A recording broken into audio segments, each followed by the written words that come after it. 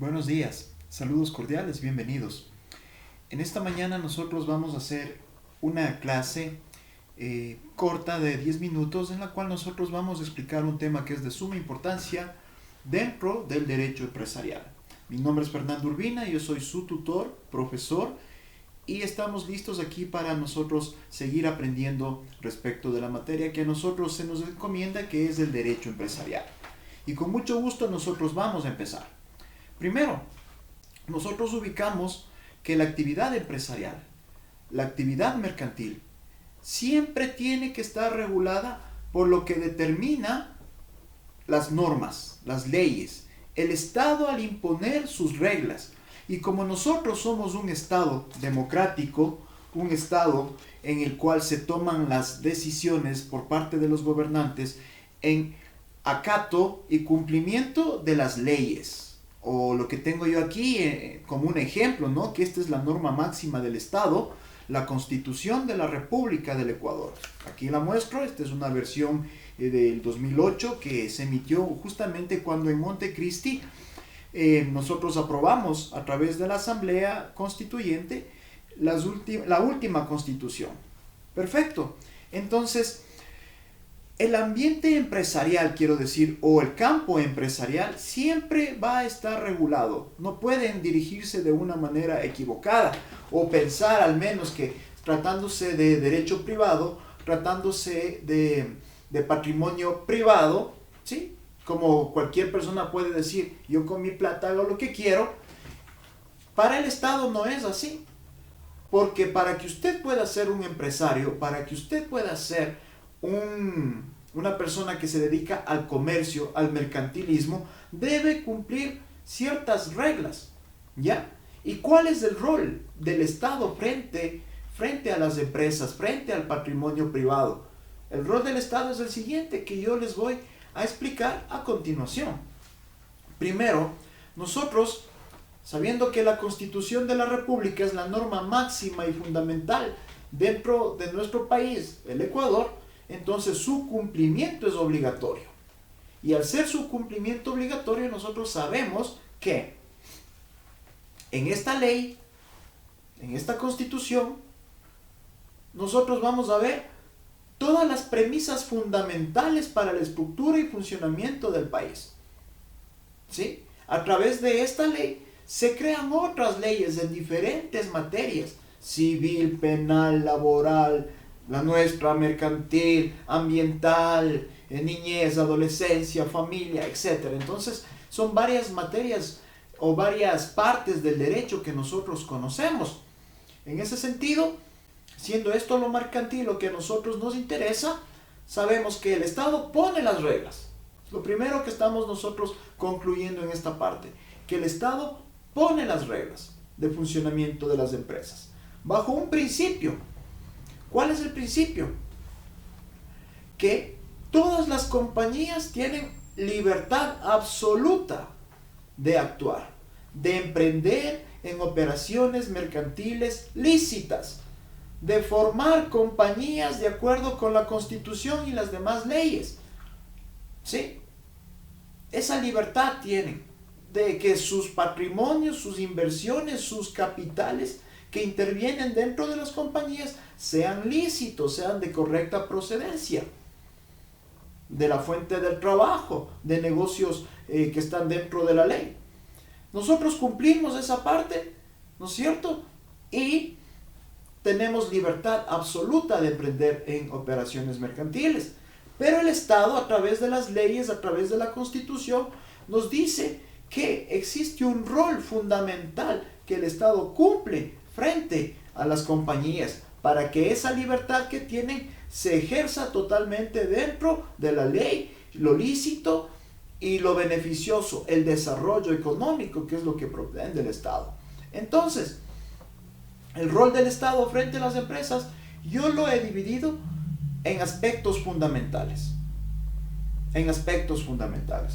El primer aspecto fundamental, que lo señalo con mi mano, es que el Estado le permite el funcionamiento de toda compañía de derecho privado siempre y cuando cumpla con el régimen tributario. ¿Sí? Primer aspecto, el cumplimiento del régimen tributario. Y no solamente el cumplimiento del régimen tributario, sino también otros aspectos que vamos a ver a continuación, pero este es específico. El cumplimiento del régimen tributario. Si nosotros hablamos de las normas constitucionales, en el artículo 300 de la Constitución, permítanme, estoy aquí revisando, ahí nos habla del régimen tributario que el Ecuador promueve con el fin de la obtención de recursos, porque los tributos son una forma de financiamiento del Estado. Es la segunda fuente de financiamiento del Estado, después de la venta del petróleo. O sea, lo principal, los ingresos que tiene como trabajo en sí nuestro país, si estuviera correctamente administrado, fuera mejor, ¿ya? Vamos a encontrar que tiene la venta del petróleo como el primer elemento fundamental de ingresos del Estado, de su presupuesto general. Y segundo, la recaudación de impuestos. Entonces, para que esto sea efectivo, el Estado nos dice que el régimen tributario se rige por principios de generalidad, progresividad, eficiencia, simplicidad administrativa y retroactividad, equidad, transparencia, ¿sí? Y suficiencia recaudatoria. Esto les leo porque lo último es súper importante.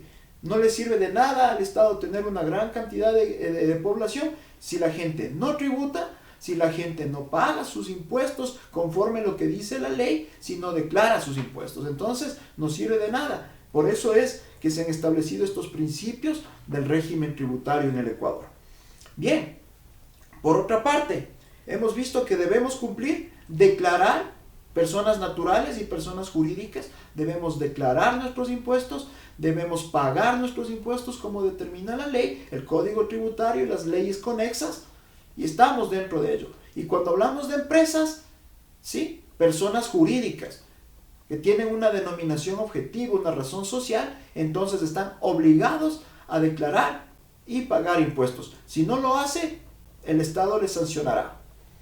Por otra parte, vamos dejando de lado lo que son los impuestos, vamos a hablar el control en sí que cumple el Estado frente a las compañías, porque depende el tipo de actividad, depende el objeto social que quiera desarrollar la compañía, tiene diferentes tipos de control.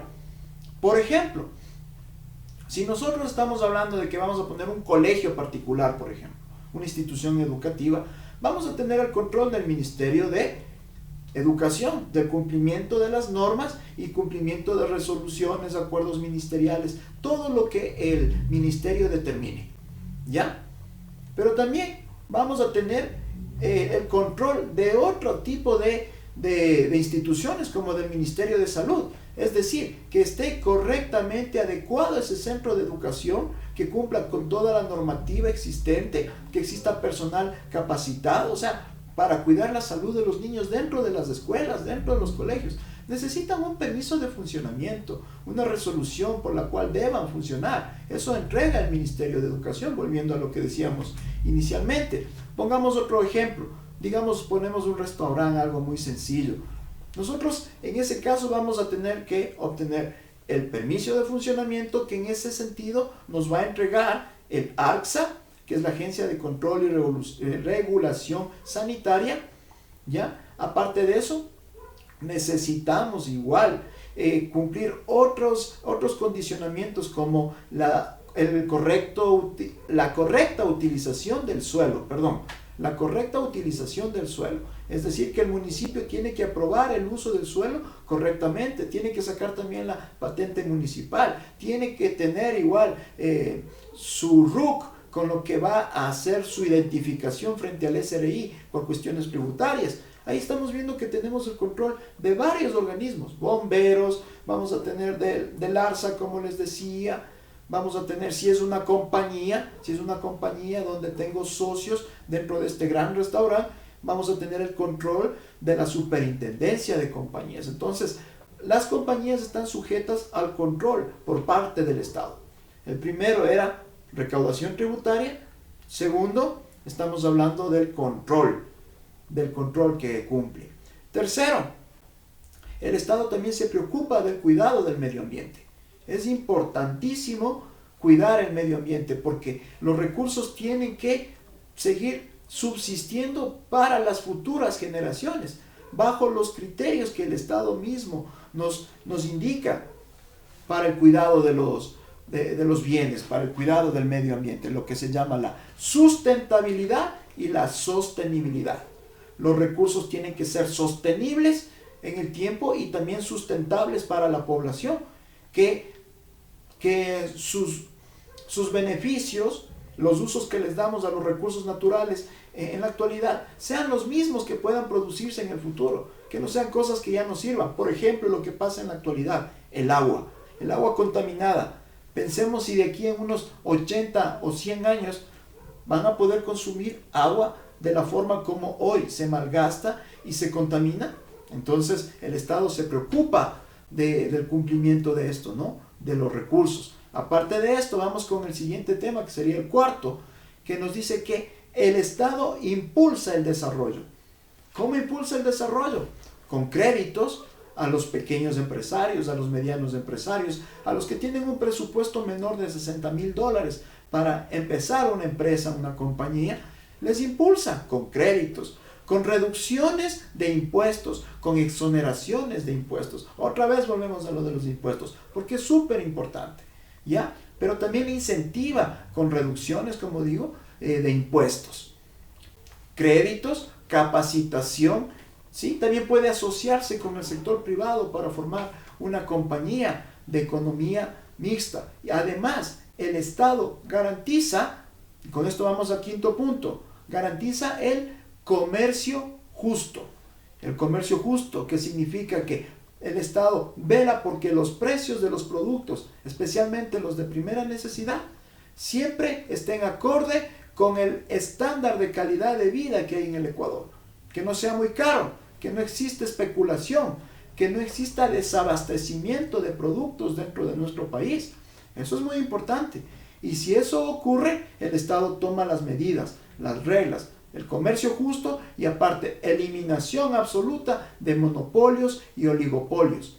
Los monopolios y los oligopolios son aquellos grupos económicos que se fortalecen, ¿sí? Y prácticamente todos los recursos a nivel interno se quedan en manos de esos grandes grupos económicos, y el pueblo, que es la parte fundamental del Estado, se queda en una calidad de vida baja, con deudas e incluso siendo parte al pago, ¿no? de los efectos de lo que significa la corrupción, que es un tema diferente al que estamos hablando. Entonces, siempre y cuando nosotros cumplamos este rol de hacer la licitud en todos los actos mercantiles, en todos los actos del comercio, el Estado nos controlará, verá que paguemos impuestos, controlará el comercio justo, que no exista monopolios o oligopolios, y además que cuando hagamos nuestra actividad mercantil, cuidamos el medio ambiente. Con esto nosotros estaríamos prácticamente listos, con estas reglas, listos para empezar a formar nuestra compañía, que eso será objeto de un estudio posterior. Gracias y buenos días.